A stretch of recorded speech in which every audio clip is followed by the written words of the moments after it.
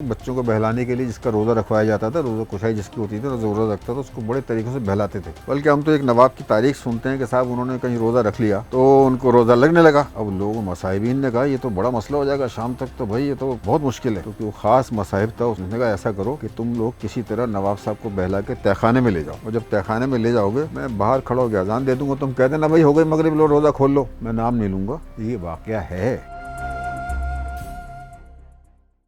मेरा नाम ग़ुलाम मुहिउद्दीन है। मेरा ताल्लुक़ शुरू ही से अखबारात से रहा है। जो कि इब्तिदा मुलाजमत की थी वो ख़त्ताती यानी किताबत से की थी। करीब कोई 50-52 साल अखबारात ही में गुजारे। रमज़ान की आमद का ऐलान मुझे अच्छी तरह याद है कि तोपों के गोले दागे जाते थे। रमज़ानों का इस्तकबाल मतलब लोग शानदार तरीके से करते थे, तो तैयारियाँ पहले से होती थी हर तरह की। ये वो दौर था जब हम लियाक़ताबाद में रहते थे। लेकिन मुझे ये बात याद है कि एक साहब आया करते थे, तो उम्र रसीद आदमी थे, सफ़ेद बुर्राक कपड़े पहने होते थे उन्होंने, और वो फ़कीर या मांगने वाले नहीं लगते थे। वो मुझे हैरानी ये होती थी कि वो लियाक़ताबाद सिंधी होटल से चलते थे और B1 एरिया B एरिया सारा कवर करते थे, और हर एक के दरवाजे पे जाके उस घर के मकीन का नाम लेके जगाया करते थे। अरे भाई नकवी साहब उठ जाइए, भाई मुंशी जी, भाई साबिर साहब, अरे भाई शौक साहब सहरी का टाइम हो गया है। और वो सारा पूरा महीना इसी तरह जिस घर में हम रहा करते थे उसके पीछे एक पीर सैयद मोहम्मद हकीमुल्लाह न्याजी, बहुत उम्र रसीदा, और उनका जो लिबास था, पैरहन जो था, वो बिल्कुल बहादुर शाह सफ़र जैसा होता था। टोपी भी ऐसी मोती की, तो लगता था ताज पहने हुआ। वो भी पूरी गली को निकल के जगाया करते थे, जबकि उनकी पीराना साली थी और 70 साल से ज़्यादा उम्र होगी उनकी। तो वो मेरे ख्याल से वो रौनकें जो थी ना, अब वो मान पड़ गई हैं। मुझे उन चीज़ों में मुझे मज़ा आता था। और ये सिर्फ यहाँ की बात नहीं है, बल्कि हम अपने वालिद से, अपने बुज़ुर्गों से सुनते थे कि बदायूं शरीफ में तो ख़ुद वो सारे मिल के लोग वो नातें पढ़ते हुए जाते थे गली गली, और नातें पढ़ते के उनको जगाया करते थे। और जो फैक्ट्रियाँ थीं उनके सायरन बजाए जाते थे। अरे ये सायरन फैक्ट्रियों में असल में उनकी छुट्टी, उनका खाने का वक्फ़ा, वो खाने का वक्फ़ा बंद होना, इसके अलामत होते थे।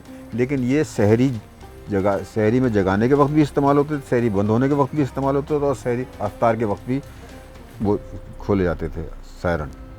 और फायर ब्रिगेड वाले भी जब इनके यहाँ लगना शुरू हो गए तो इन्होंने भी शुरू कर दिए।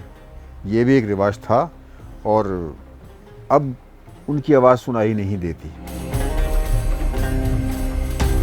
अफ्तार का एहतमाम तो भाई पहले तो ये होता था कि पहले सिर्फ अफ्तारी का मसला क्या है, बल्कि किसी घर में कोई ख़ास चीज़ पकती थी, जब तक 4 घरों में बट ना जाए, कढ़ी बन रही है तो 4 घर में जब तक नहीं जाएगी तो खुद नहीं खाते थे। पाए पक्के हैं तो घर, तो इसी तरह अफ्तारी का भी था इत्माम। अफ्तारी, और वो ये याद रखते थे किस घर में गई है, किस घर से आई है, किस घर में भेजनी है, किस में, मतलब पड़ोस के घरों में तो लाजमी रोज़ाना का मामूल तो उधर से भी आती थी और इधर से भी जाती थी। अब ये रिवाज, इसको आप महंगाई की वजह कह लीजिए, या वो रवादारियाँ ख़त्म हो गई हैं, कुछ कह लीजिए, बहुत सी वजूह हैं उसकी। और अखबार की नौकरी में तो वो कहते हैं ना दिन है ना रात है। सिर्फ सहरी घर पे करते थे, अफ्तार वहीं होती थी। और मैं ख़ास तौर से अफ्तारी के लिए सामान लेने जाया करता था, बाज़ार से गरम गरम जलेबियाँ, पकौड़े, ये सब चीज़ें ला के, फिर सब लोग मिल बाँट के, फिर बाद में सब खाना वाना लाते, सब मिल बैठ के।